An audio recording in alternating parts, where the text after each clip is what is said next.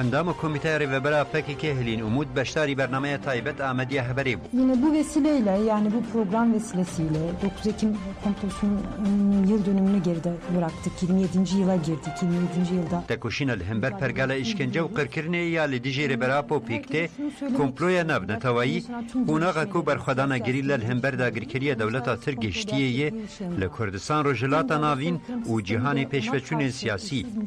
Endama Komîteya Rêvebera PKK Hilîn Umut van mijaran di nirxîn û bersiva pirsên rojnamavan serdar eran dide. Bunu sağlamak için şu gerekiyor. Mesela yani Türkiye'de biat eden bir toplumun açığa çıkması için ahlakın ortadan kalkması lazım. Yani toplumsal ahlakı, toplumsal kültürü güçlü olan topluluklar boyun eğmezler Serdar arkadaş. Biat etmezler. Bernamaya taybet İrol gordama Brükselê saat 16:45 li gordama Amedê saat 17:45 di radyoya dengê gel de hûn dikarin guhdarî bikin.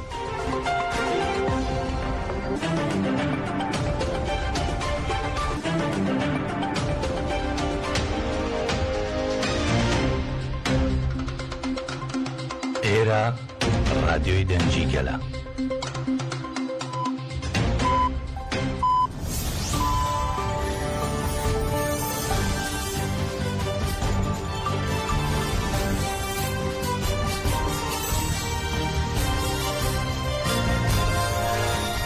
کاتتان باش بیسەرانی هێژان لا ناوەندی هەواڵەکانی رادیۆ دەنگیگەل با یارمەتیا و کارانم گەشتی هەواڵەکانی ئەم کاتژمێرەتان پێشکەش دەکەین. پارێزەرانی ڕێبەری گەلی کورد عەبدوڵڵا ئۆجەلان کە ماوەی نزیکەی 4 ساڵە ناتوانرێت هیچ زانیاریەک لە بارەیەوە وەربگیرێت داواکاریەکی نوێیان پێشکەش کرد. هەریەکە لە ڕێزان ساریجا ڕازیە ئوستورک فایق ئۆزگۆر ئۆرۆڵ و مەزلوم دینج لە پارێزەرانی نووسینگەی یاسایی سەدا بۆ ئەوەی بتوانن دیدار لەگەڵ ڕێبەری گەلی کورد عەبدوڵڵا ئۆجەلاندا ئەنجام بدەن سەردانی هەریەکە لە داواکاری گشتی کۆماری بورسا و بەڕێوەبەرایەتی زیندانی ئیمڕاڵیان کرد. لە هەمان کاتیشدا پارێزەران بۆ ئەنجامدانی دیدار لەگەڵ زیندانیانی دیکەی ئیمڕاڵی هەریەکە لا عومەر خێری کۆنار حامڵی یەڵدرم و وەیسی ئاکتاش ئەنجام بدەن سەردانی هەریەکە لە داواکاری گشتی کۆماری بورسا و بەڕێوەبەرایەتی زیندانی ئیمڕاڵیان کرد.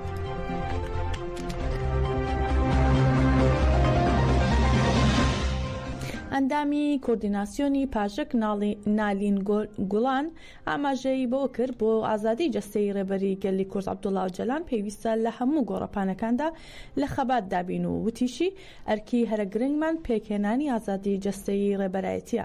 ئەندامی کوردیناسیۆنی پاژک نالین گوڵان پێویست بە پلانگێڕی نێونەتەوەی 9 تشرینی یەکەمی ساڵی 1998 لەسەر ڕێبەری گەلی کورد وتی ڕێبەراپۆ بووە هۆکاری ئەوەی ژنان خۆیان بناسنەوە و لەسەر هێڵی ئازادی تێبکۆشن.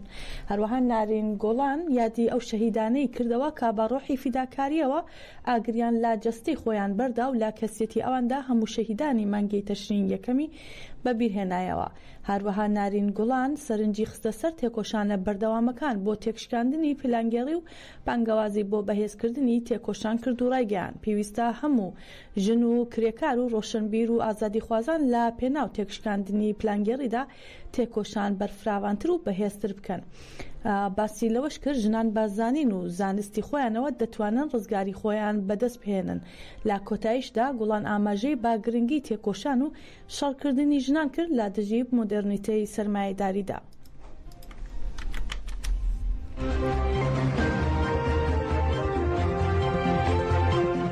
ئەمڕۆ 40 ساڵ بەسەر کۆچی دوایی شاعر چیرۆکنووس نووسەر و زمانەوان و ئەدیبی گەورەی کورد جگەرخوێندا تێدەپەڕێت.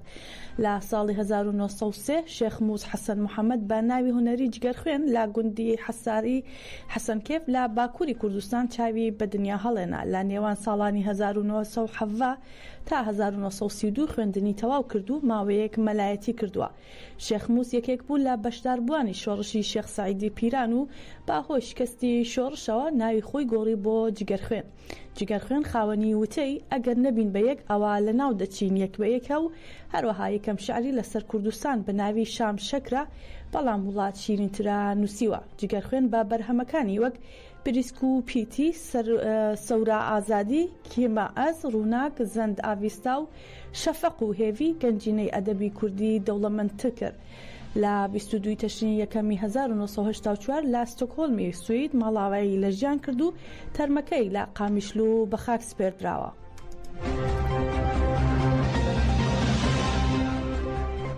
لا تۆمەتبارکردنی سەبارەت بە کوشتنی نارین گۆران، سەلیم گۆران، یوکسەل گۆران، ئەنەس گۆران و نەفزاد بەختیار داوایان لێکرا سزای زیندانی هەتایان بەسەردا بسەپێندرێت.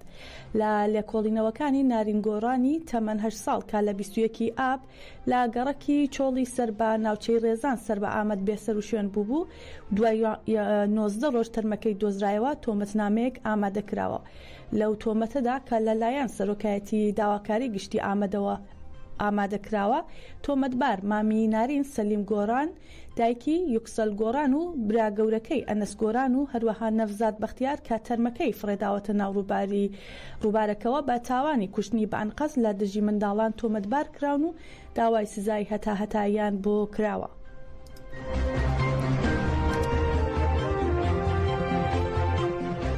هێرش و داگیرکاریەکانی دەوڵەتی تورکی کوردی قڕکەر بەردەوامە لە هەوڵەکانی بۆ لە ناوبردننی کوردان بۆ ئەو مەبەستەش ڕۆژانە بردومانی ناوچە جیاوازەکانی باشووری کوردستان دەکات و چەکی کیمیایی لا دژی سروشت بەکاردەهێنێت.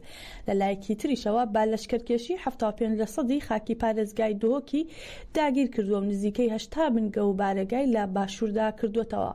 لەو بارەیەوە توێژەکانی سلێمانی دەڵێن تێکۆشانمان بۆ ئەوە کرد ئازاد بین و هیچ وڵاتێک دەستێوەردانمان لە وڵاتەکەماندان نەکات. ئێستا دەوڵەتی تورک هاتووە و داگیری کردووە. ئەو لایەنانەی کا لە دژی داگیرکاری تورکیا یەک ناگرن خائین و خۆفرۆش و میلەت فرۆشن داوایش دەکەن وزارەتی ڕۆشنبیری ڕێگری لە درەما تورکیەکان بگرن و ڕێگا باپەخشی نەدرێت.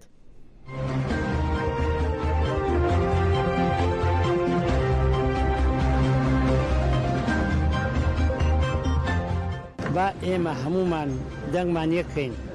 من چەند جارێ لە فەیسبووکەکەشمەوە کەمپینم کرد بەڵام بەداخەوە خەڵک نایە، خەڵکە چێ بەدەم شتێکی بەسیتەوە زۆرە ڕوا بەڵام بەدەم شتە نەتەوەیەکان و نایە.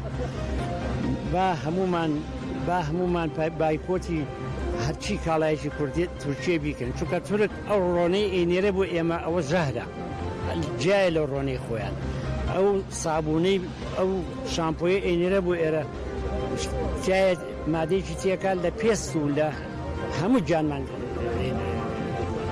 کاریگەریەکە. بۆ من فەردێکم ئەچم لە قەندیل بەرامبەر بە دەوڵەتێکی فاشی بەرامبەر بە داگیرکەر شعر ئەچڕم لە دژی داگیرکەری تورک بۆ خەڵک ئاوا بێدەغە. خۆزگە خەڵک بە تایبەتی لایەنەکان زۆر عیبە زۆر شەرمە بە تایبەتی لایەن هەیە کە هاوکاریەکە.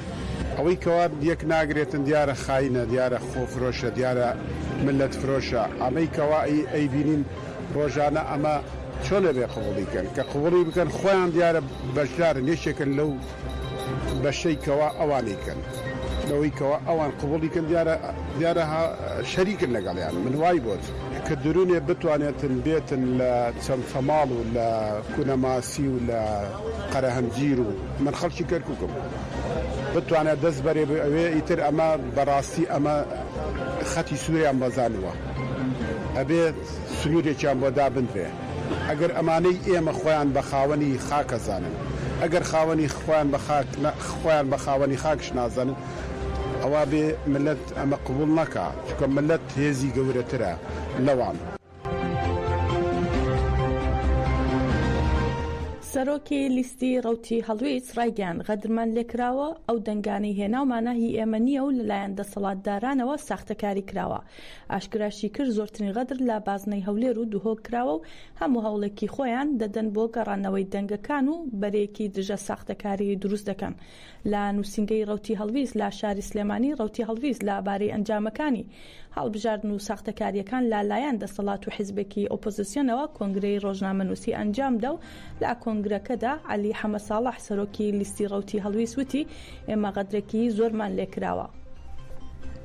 بەڵام ئەوەی کە ئیعلان کراوە ئەنجامی ئێمە نییە و بۆ ئەمە سەدان دیکۆمنتمان حازر کردووە ڕێکاری یاسایی بەرامبەر دەگرینە بەر و ئێستش وردەکاری بەشێک لە دیکۆمنتەکان چکەگەر واد لەوانێت 2 ساعت من تەنیا بتوانم دیکۆمنت بۆ ئێوە بخەمە ڕوو کە ئەم هەڵبژاردنە دەستکاری کراوە لە بەرژەوەندی 3 لایە. طبعا بۆ ئەمەش کۆی بەڵگەنامەکانمان هەیە، کۆی بەڵگەنامەکانمان. بۆ نمونە ئامانجی یەکەمی ساختەکاری لەم هەڵبژاردنە ئەمە ئەسلمێن و ئێمە بۆ ئەمەش ڕێکاری یاسایی بەدەنیە گرینەبەر. لیستێک دروست بووە پارەی پێ نییە، چەکدارێکی نییە، میدیایەکی نییە، بە سەدان ملیۆن دۆلار کێبرکیان کردی، زەختیان لە هێزی ئەمنی و سەربازی کرد، تەهدیدی خەڵکیان کرد، کارتی بایۆمەتریان وەرگرت، تەنانەت قوبوڵتان هەیە و دەنگانش بە حەڵاڵی هێنەوەمانە بۆ خۆمان بێت. یعنی ئەوە هەموو شتێکتان برد لێمە، دەنگانیشمانە بن. بۆیە ئێمە لەسەر ئەمە ڕێکاری یاساییە گرینەبەر، ڕێکاری مەدەنیە گرینەبەر. هیوادارین هەموو ئەو لیستانەی تر کە پێیان وایە ساختەکاریان لێکراوە ئێمە ئەمە هەموو ئەسەرێن. دادگای ئیداری بەغدا لەسەر سکاڵاکانی پەدەکە و بەشێک لە عەرەب و تورکمانەکان سەبارەت بە نایاسایی بوونی پێکهێنانی حکوومەتی خۆجێی کەرکووک کۆبووە و دانیشتنەکەی بۆ 24 مانگی داهاتوو دواخست. میدیا ناوخۆیەکان سەبارەت بە دواخستنی چەند سکاڵایەکی سەر حکوومەتی خۆجێی کەرکووک بڵاویان کردەوە دادگای ئیداری بەغدا لەسەر سکاڵاکانی پەدەکە و بەشێک لە عەرەب و تورکمانەکان سەبارەت بە نایاسایی بوونی پێکهێنانی حکوومەتی خۆجێی کەرکووک کۆبووەتەوە و ئاماژە بەوەش کراوە دادگا بڕیاریدا کۆبوونەوەکە بۆ ڕۆژی 24 مانگی تشرینی دووەمی ئەم ساڵ دوا بخرێت. جا ئاماژەیە لە 11 ئابی ئەم ساڵ یەکەم کۆبوونەوەی ئەنجومەنی پارێزگای کەرکووک لە شاری بەغدا بەڕێوە چوو، بەڵام پەدەکە و بەشێک لە عەرەب و تورکمانەکان بەشداریان نەکرد و بایکۆتیان کرد. دواتر چەند سکاڵایەکان لەبارەی نایاسایی بوونی ئەو کۆبوونەوەیە تۆمار کرد.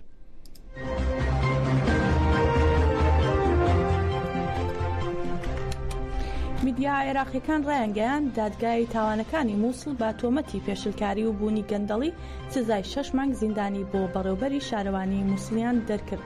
میدیا عێراقیەکان سەبارەت بە دەرچوونی سزای 6 مانگ زیندانی بەسەر بەڕێوەبەری شارەوانی مووسڵ بڵاویان کردەوە دادگای تاوانەکانی مووسڵ سزای 6 مانگ زیندانی و سزای دارایی بۆ عەبدولستار ئەلحەبوو بەڕێوەبەری شارەوانی مووسڵی دەرکردووە بە تۆمەتی پێشلکاری و بەکرێدانی دوکانەکان لە دەرەوەی ڕێکارەکان. هەروەها ئاماژە بەوەش کراوە هۆکاری بڕیارەکە دەگەڕێتەوە بۆ پێشلکاری و بەکرێدانی دوکانەکان لە دەرەوەی ڕێکارەکان.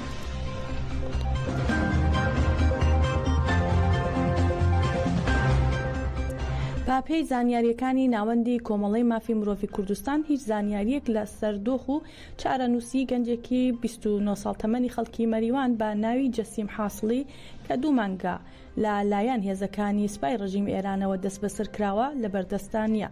بە پێی لێدوانی کەسانی نزیک لە بنەماڵەی جەسیم حاسڵی کە 2 مانگە لە دەست بەسەری تێدەپەڕێت و لە ئیدارەی ئیتلاعاتی ڕژیم لە سنە بەندکراوە لە مافە سەرەتایەکانی خۆی وەکو مافی هەبوونی پارێزەر و پەیوەندی لەگەڵ بنەماڵەکەی بێبەری کراوە.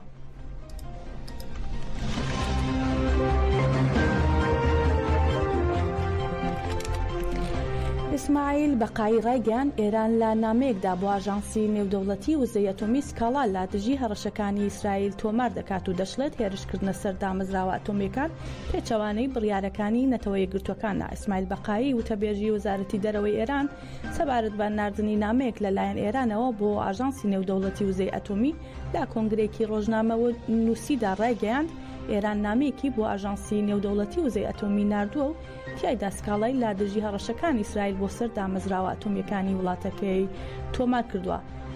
بەقایی دووپاتی کردوێتەوە هەر کارێکی ئیسرائیل لا دژی ئێران لەلایەن بەرپرساری تاران وڵامی یەکلاکەرەوەی دەبێت. هاوکات لە ماوەی 3 هەفتەدا کە بەسەر دووەمگەڕی هێرشە موشکەکانی ئێران بۆ سەر ئیسرائیلدا تێپەڕیوە ئیسرائیل چەندین جار جەختی لا لێپرسینەوە کردوێتەوە.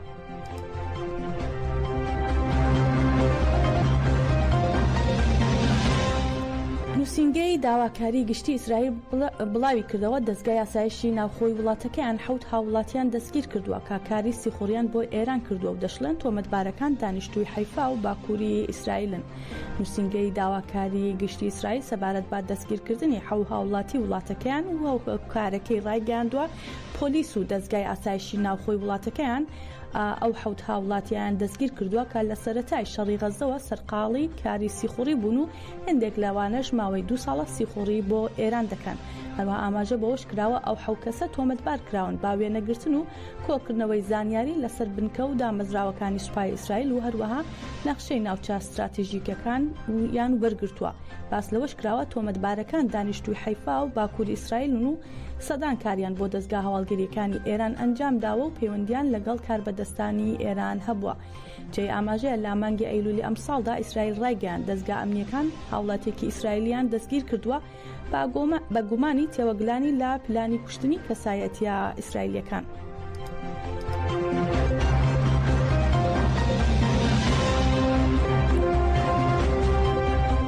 بەڕێزان هەواڵەکانمان پێشکەشکردن بمێنن لا خێر و خۆشیدا.